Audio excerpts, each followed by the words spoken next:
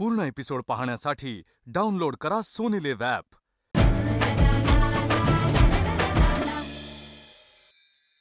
गृहिणींच्या आयुष्यात अगदी रोज रोज पिच्छा पुरवणारा एकच प्रश्न, आज काय बनवूया? मी आहे ना उत्तर द्यायला। चला तर मग सुरुवात करूया खमंग खुसखुशीत सफरीला।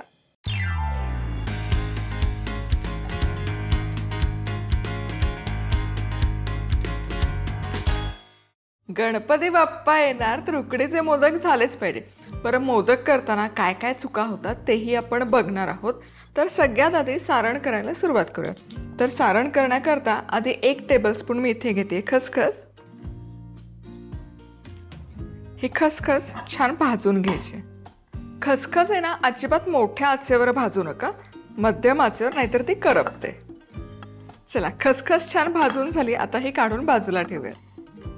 चला, आता यामध्ये ना 1 टेबलस्पून साजूक तूप घालूयात। साजूक तूप गरम झालं की सुकामेवा नाही घातला तरी चालेल, पण जस्ट आणखी थोडा रिच करण्यासाठी सारण मी घालते। 2 टेबलस्पून ते हा सुकामेवा आहे, काजू आणि बदामाचे तुकडे। काजू बदाम हलके बदामी रंगावर तळून झाले, मस्त रंग आलाय। आता यामध्ये 2 कप ओल्या नारळाचा खव घालते।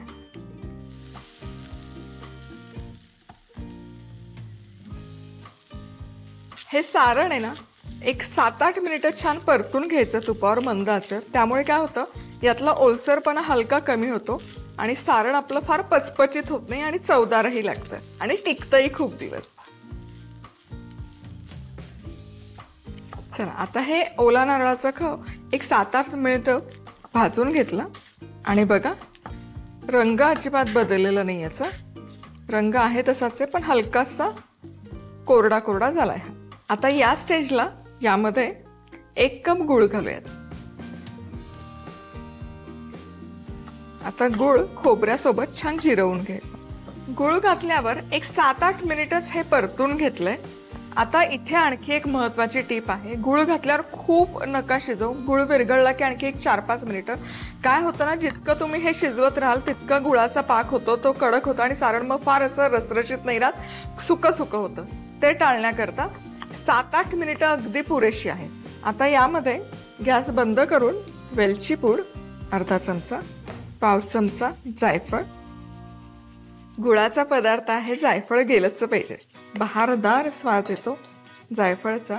चिमूटभर मीठ पण घालू शकता आणि खसखस अशी वर्ण घातली ना की त्याचा पोत किंवा ते टेक्स्चर आहे ते छान उठून येतं सारणात। आता हे सगळं मिसळूयात। चला, आता उकड काढूयात।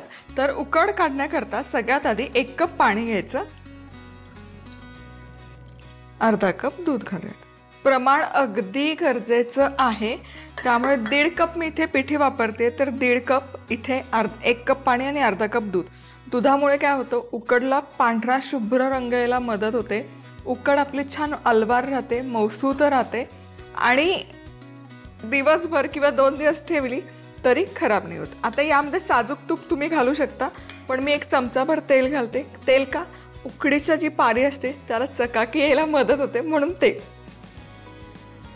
आता पुढची आणि अगदी महत्त्वाची टीप आहे की तांदूळाची पिठी बनवायची कशी।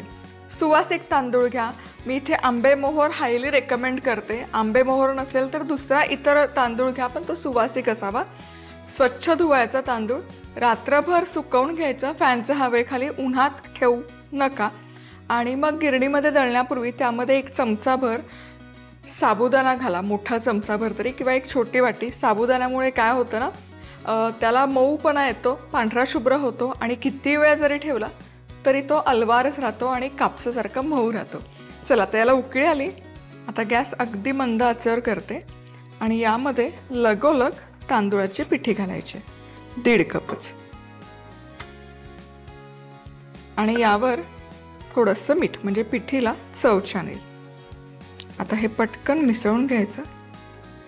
चला, पिठी मिसळून झाली की झाकण ठेवायचं। तर गॅस सुरू ठेवायची गरज नाही आहे, गॅस लगोलग बंद करायचा। 5 मिनिटं फक्त हे गरम तव्यामध्ये मुरण्याकरता ठेवूयात। बरोबर 5 मिनिटं झालेत, बंद गॅस करून उकड मुरण्याकरता ठेवली होती।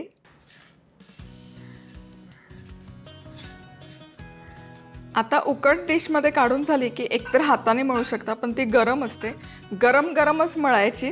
सो मी इथे असं एखादं तांब्या भांडं घेते, त्याला खाली थोडं तेल लावलंय आणि याने हे मळायला अगदी सोपं पडतं. हे बघा, ही एकसंध करून घ्यायची लगोलग, आणि हे प्रोसेस गरम गरम असतानाच करा. हे काम आहे ना असं बसून फटकल मांडून निगुतीने करण्याचं आहे. चला, आता उकड आपली तयार आहे. हे बघा, सुबक झाली उकड. आता काय करूयात, आता यातून अशी पिठी घ्यायची किंवा गोळा घ्यायचा, आणि जरी उकड मळली तरी हा गोळा देखील असा एकजीव करून घ्यायचा. ही आणखी एक महत्वाची टीप आहे, नाहीतर मग वळताना त्याला भेगा पडतात. हे असं हातात पण तुम्ही करू शकता. जितकं शक्य असेल तितकं त्याला प्रेमाने, थोडा जोर देऊन पण गुळगुळीत करून घ्यायचं. हे बघा, हे अगदी गरजेचं. आता हे झालं की मध्यभागी एक दाब द्यायचा, म्हणजे याची वाटी तयार होते. हे बघा, आणि हे असं फिरवत घ्यायचं, म्हणजे आपल्याला अशी खोलगट वाटी तयार करायची. आणि पारी जितकी शक्य असेल तितकी पातळ करायची. बघा, छान अशी वरपर्यंत पातळ आणि एकसारखी पातळ झाली आहे. याच्या वरच्या कडा आहेत ना, कळी पाडण्यापूर्वी छान अशा दाबून घ्यायच्या. हे बघा, आता कळीदार मोदक करण्याकरता असा मोदक दुमडून घ्यायचा, याची पारी, आणि ही खालपर्यंत दुमडायची. आणि शक्यतो जितकं जवळजवळ असेल तितकं जवळजवळ दुमडून घ्यायचं. आता हे सारण जे आपण तयार करून घेतलंय हे असं मधोमध घालून घ्यायचं,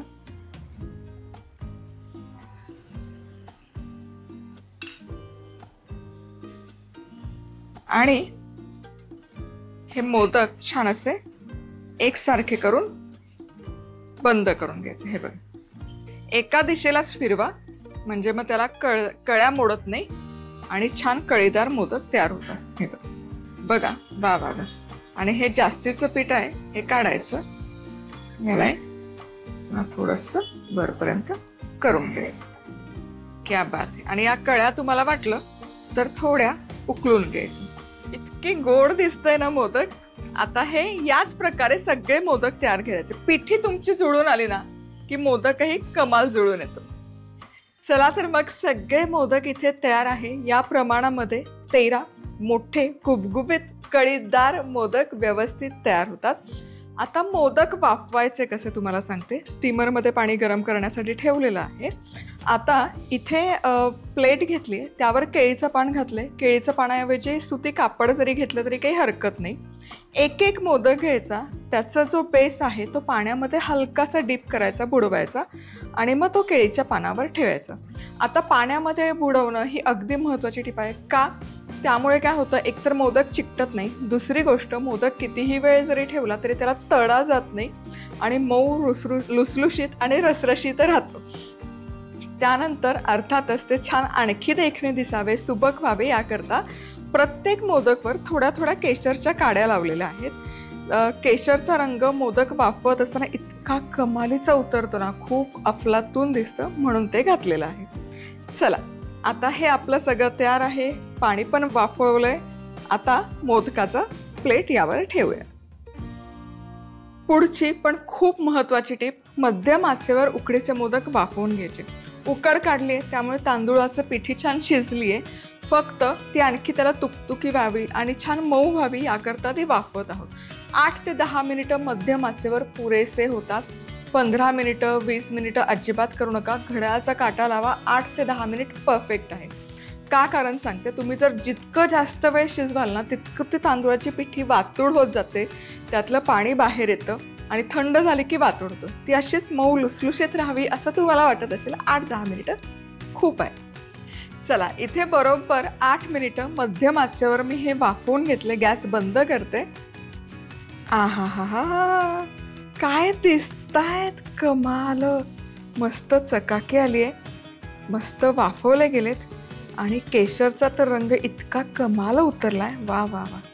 खायचे कसे सांगायची गरज आहे का. गरमागरम वाफाळता असा हा मोदक, साजूक तुपाची धार आणि मस्त असा आस्वाद घ्यायचा.